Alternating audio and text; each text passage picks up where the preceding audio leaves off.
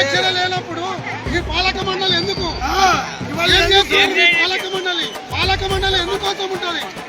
వచ్చే భక్తులకు ఎవరికి ఇబ్బంది కలగకుండా పాలక మండలి, ఆ పాలక మండలికి చేతగాలప్పుడు ప్రభుత్వం ఆధీనం తీసుకున్నామని ఏంది స్వామి భక్తులు ఎందుకోసం వస్తారు?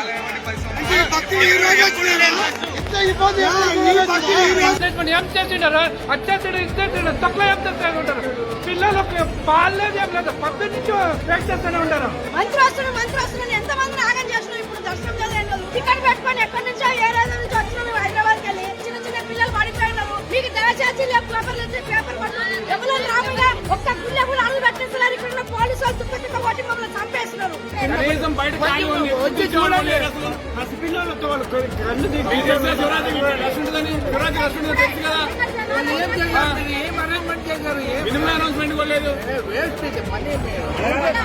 అట్లా కాదు వచ్చి 2 గంటలు లైన్లో ఉంటున్నారు. వాటర్ కూడా